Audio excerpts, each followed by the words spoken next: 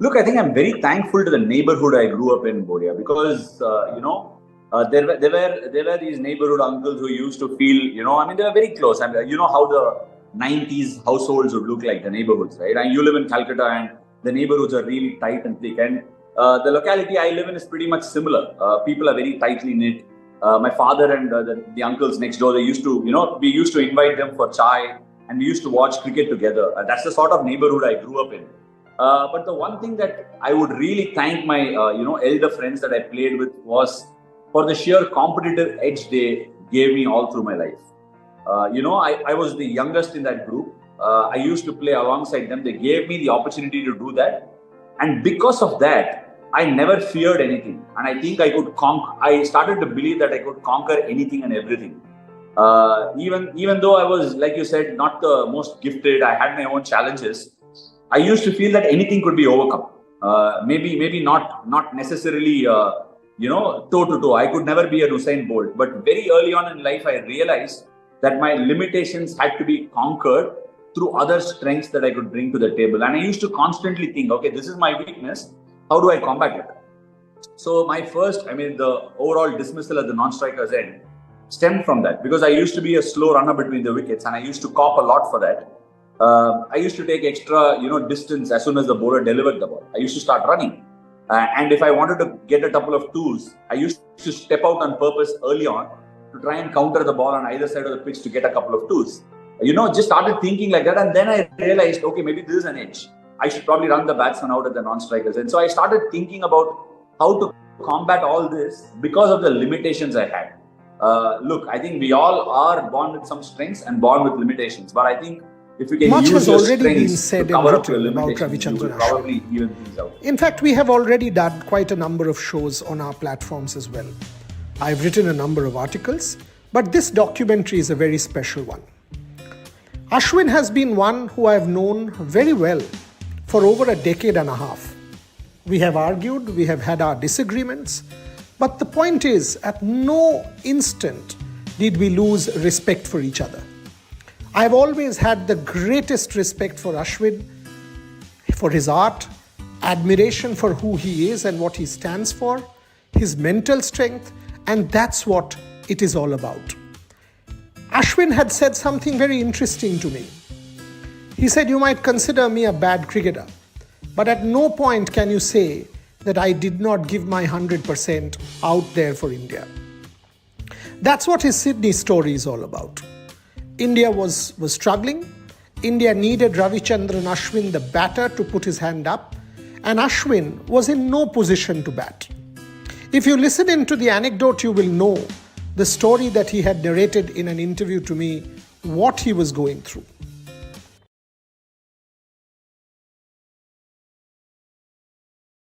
So again, right, every time something happens to my body, right, this was very freakish. It's like I even went to the extent of studying exercise science. What is happening with my body? Why is my body giving up? And then I put everything to bed. Like I started training, like we all do exercises in the gym, right? We lift, we do deadlifts, we do squats. I wanted to understand how these are translating into movement patterns on the ground. So I started my gym exercise and working out exercises the way I was playing on the field. And I thought I had put to bed all those sort of injuries and limitations I had, because when I came out, my body felt fresh. And I had put everything to bed, went to Melbourne, the Sydney test was going on, we could draw the test match, we had a chance of winning the test match, and suddenly I turn up on day 5, was it, when the declaration happened, day 4. So what happens in Sydney, I'm sure you're aware, everywhere else they'll give you the bowling place just besides the pitch, where there is a pitch. It's hard. But in Sydney, they give you the outer surface, which is full of sand. So because we had bowled for the first 4 days, the footholds were big, and I went and just warmed up and bowled the first ball. My toe landed and the toe stuck inside the hole and my upper body twisted. And I'm like, ouch, that hurt. And one of the hips went down and the other hip went up. And I was wincing in lower back pain, and I didn't know how to do it. And then I went to Nitin, the physio, and I said, it's paining. He said, okay, lie down. And he took a look and they said the left toe is in front and the right toe is in back. So it was that bad. And he kept rotating my hip, got it into position. But whatever said and done, the damage had been done. He gave me a really powerful painkiller. I took the painkiller and kept bowling. It was painful because it took me 2 overs for the pain barrier to cross. I bowled 2 overs at Steven Smith and Manas Labuschagne, just darting the ball so that my body got into, the pain, got used to it. I got used to the pain. And once I bowled the 2 overs, I kept going for 14 overs. I told Ajinkya and Rohit that I cannot stop. If you stop me, I can't bowl again. So I went for 14 overs. And then my body was in pure shape and they declared, and then I went in. Little did I know that I was going to have the worst night of my life. So when I went after dinner, like I was just sitting, stretching, I went after dinner to lie down. My back didn't go down. Like I couldn't go down. So literally I put a towel underneath my back, held my hip up, and then went to sleep. I thought usually with back spasm, if you take a painkiller, the next morning is better. So the next morning I was awake. My mind was telling me to get up, but I couldn't. I couldn't turn left, turn right, or get up. And I kept yelling out. We were in 2 rooms. My kids were there. So my wife sleeps with the kids to give me space to sleep. So I was shouting about 20-25 times before my wife came up. The children were helping me hold my hands, and she just pulled me up and I couldn't get up. So I just got on all fours, and even all fours were paining. So I called Yogesh. Nitin didn't pick up the phone. The other physio, I crawled outside the door, kept yelling for Yogesh. He came, he gave me a medicine, he gave me a painkiller, lifted me and just put me in the shower. So after I put some hot water on my back, it started warming up. And then I don't know how I even went to the game. So it was really painful. Put the bag, and my daughter held my shorts because I couldn't. So she just pushed the shorts up, and as she was pushing my shorts, I was like tearing up in pain. And my wife looked at me and said, "You're going to go and play a game?" I said, "Have to do it." But when I came back, when she called me after the game, I was sitting outside giving that immediate after game interview. My wife sent a message, "You actually did play."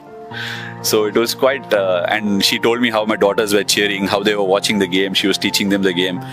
I just felt that particular day, forget about the performances, whatever it is, that particular day in Sydney with pain, with injury, Ashwin could have shirked off. The same place where Sydney, a lot of people felt I shirked off, Preeti and his is where it was meant to happen, and I was so pleased. He did manage to go to the ground, put his best foot forward and save that Sydney Test match for India. Isn't that what defines his craft? The ultimate competitor. The fierce rival that any opponent would fear to fight. Isn't that Ashwin? When we talk about cricketers and their legacy, we also talk about their character. We talk about what they stand for. And that's what this whole documentary is all about. What Ashwin stands for, what defines his art. The Steve Smith obsession.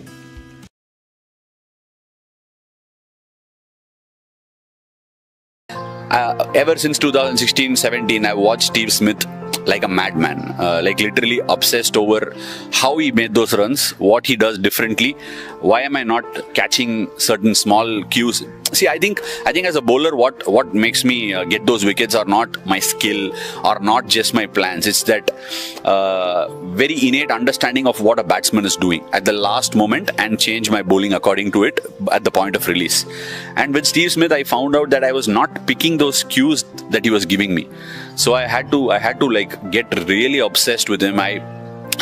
There is a movie in Tamil. I'm not sure it's come out in. It'll come on Setmax very soon. I'm sure, where they say, "Tell me who your enemy is. I'll tell you your character." Generally, we say, "We'll show your friends. I'll tell you who you are." But that really stuck out to me. Like I connect movies with life, what the storyline is saying, and all that. And I realized that I must make obsession of people that I'm not able to get the better of. So I make a very, very clear and earnest attempt of the big dogs and opposition, go to a very, very small detail of how they are doing certain things. How can I break that pattern and all that? And my duel with him in Australia was anything could be stated as anything by anybody. But for me, it was a culmination of what I wanted to achieve all my life. That is precisely what makes Ashwin a legend of sport that he is. The other thing that you must think of when you talk about Ashwin is his mental strength.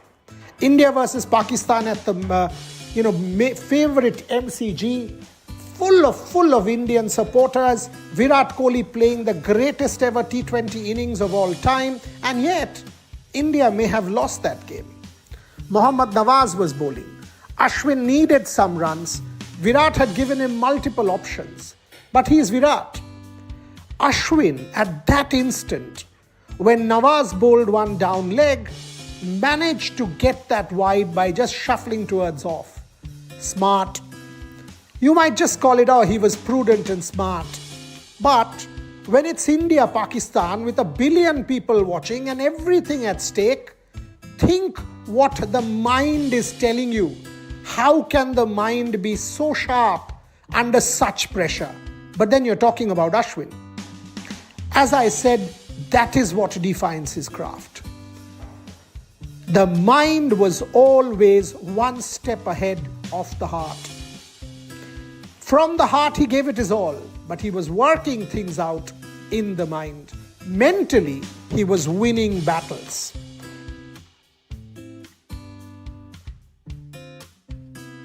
So border Gavaskar trophy चल रही है, गाबा का test draw हो चुका है, 1-1 में है हम लोग, और साथ ही साथ एक स्पेशल अनाउंसमेंट भी हुई है। रविचंद्रन अश्विन ने इंटरनेशनल क्रिकेट से रिटायरमेंट ले लिया है।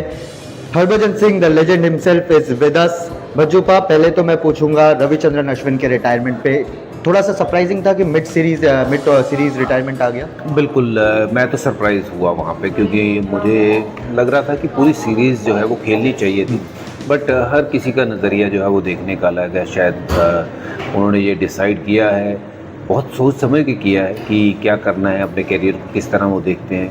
तो but phenomenal career over the years, he is done really well for India.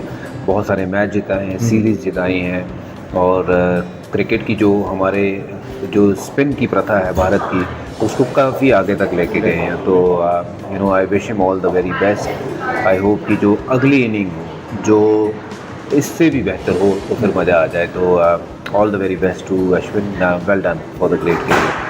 बिल्कुल, एक और सवाल मैं अश्विन पे पूछूंगा, क्योंकि आप लोगों ने वाइट बॉल क्रिकेट ज़्यादा साथ में खेली है। जो फर्स्ट इंटरेक्शन था अश्विन के साथ, अगर उस पर आप थोड़ा सा हमें बता पाए कि जब आपने फर्स्ट देखा था उनको, आपका क्या थॉट था, और जिस हिसाब से थिंकिंग क्रिकेटर, डॉक्टर बोला जाता है उनको, हमेशा वो एक ऐसे क्रिकेटर थे जो गेम के बारे में काफ़ी सोचते हैं, एनालाइज करते हैं, और क्रिकेट का कीड़ा कहते हैं ना, वो कीड़ा है, वो क्रिकेट का उसके वो कीड़ा है, उसको बिल्कुल डीपली एनालाइज करनी हर चीज़ को। तो बहुत great student of the game, मैं तो यही कहूँगा। और ये एक जो न्यूज़ आई है कि अभी रिटायरमेंट आज हो गई है इंटरनेशनल क्रिकेट से, ये भी कोई डिसीजन उन्होंने ऐसे नहीं लिया हो कि बस आज सोचा और आज ही कर लिया। तो ये काफ़ी दिनों से शायद उनके दिमाग में चल रहा होगा। और मे भी एक और भी कारण जो मुझे लगता है हो सकता है कि देखिए, जब आप इतना अचीव करते हो, आप सबसे ज़्यादा विकेट लेके टॉप पे हो, और उसके बावजूद जब आप बाहर के टूर्स पे जाते हो तो आपको पहली 11 नहीं मिलती, फर्स्ट 11 आपका जो राइट होता है वो नहीं मिलता है। वो इस टूर की बात नहीं मैं कर रहा हूँ, WTC फाइनल देखा है हमने इंग्लैंड में, ऐसे कई मैचेस देखे, कई टूर देखे जहाँ उनको पहले मैच से टीम में नहीं रखा जाता, और पूरी सीरीज़ मुझे याद नहीं है कि अश्विन ने बाहर कोई खेली हो। तो मुझे लगता है कि वो भी एक दिमाग में होगा कि आगे जो क्रिकेट है वो भारत में नहीं है। क्रिकेट जो है वो अब भारत में होनी है अक्टूबर में जाकर के 2025 में। उससे पहले इंग्लैंड का दौरा है, 5 टेस्ट मैचेस वहाँ हैं, वहाँ वाशिंगटन सुंदर अभी हाल फिलहाल में अच्छा करके आए हैं। और थोड़ा सा ये ट्रांजेक्शन जो हम देख रहे हैं कि वाशिंगटन सुंदर पहले मैच में खेले, फिर दूसरे मैच में अश्विन खेले, फिर जडेजा खेले, तो शायद कहीं एक उनको ये सुगंध आ रही थी कि ऐसा भी हो सकता है कि इंग्लैंड में वाशिंगटन सुंदर को लेके जा सके, या फिर उनकी तरफ अब झुकाव ज़्यादा हो रहा है टीम में। तो may be that could be a reason, but this is the only way what I have heard from different people कि ये भी एक कारण हो सकता है। बट उनके कैरियर पे नज़र डालें तो फिनोमिनल कैरियर, बहुत ज़बरदस्त कैरियर रहा है, बड़ा खिलाड़ी जो रिटायर हुआ है। भज्जुपा, जब आप और अनिल कुंबले साथ में खेलते थे तब हम लोग यही सोचते थे कि हु आफ्टर देम, कौन ले जाएगा इस स्पिन का जो एक लैडर है उसको, नेक्स्ट स्टेप कौन ले जाएगा। फिर अश्विन आए, जडेजा भी ऑनरेबल मेंशन उनको भी जाता है टेस्ट क्रिकेट में जिस हिसाब से उन्होंने कंट्रीब्यूट किया है। बट आपको लगता है कि इंडियन क्रिकेट में अब थोड़ा सा स्ट्रगल आने वाला है कि to find a finger spinner? देखिए, जब कोई बड़ा खिलाड़ी जाता है तो लगता है कि वो जगह खाली हो गई है, बट भारत ने बहुत बड़े बड़े क्रिकेटरों को पैदा किया है और आगे भी ये प्रथा जो है मुझे लगता है चलती रहेगी, क्योंकि टैलेंट की कोई कमी नहीं है भारत के पास और बहुत टैलेंट है, भर भर के टैलेंट है। और अगर बल्लेबाजी की बात करें, देखिए सडनली आप देखेंगे यशस्वी आ गए, ऋतु आ गए, गिल आ गए, तो ऐसा लगता था कि आफ्टर तेंदुलकर हूँ, फिर विराट आए, विराट के बाद फिर अब ये नए लड़के आ रहे हैं। तो ये ट्रांजिशन फेस है, इसमें कोई ना कोई तो आपको मिल जाएगा। And I hope and pray कि वॉशिंगटन सुंदर जब उनको पूरा मौका मिलेगा तो वो इस मौके को पूरा। During the ban, something I have written about, he stood there for me at Dubai airport to give me a hug and say, "You are good for sport and things will get all right." He has forever been there whenever I have asked of, something of him. It's been respect. I've been critical. He's argued with me saying you're wrong. I've told him you are wrong, you're misinterpreting. But that's the fun of a relationship, isn't it? You won't engage unless you really value someone. When he came to my house, I thought I'd feed him some typical Kolkata cuisine, and here comes someone who says, that kachori jalebi that you keep talking about, that North Kolkata delicacy that you keep writing about, why don't we have that? That's Ashwin. Never, ever shy from experimenting. Never trying, to do the conventional. Always keen on being different. Standing up for his cause. And he leaves a legacy that will be difficult to match. Looking forward to catching up with him very soon. He will be there for the Chennai Super Kings in the IPL, the best IPL auction call as far as I'm concerned. And make no mistake, he's contributed and enriched Indian cricket like anyone else. He's a true devotee, and the sport, may I say, will miss him. Go well, Ash. Much love and God bless.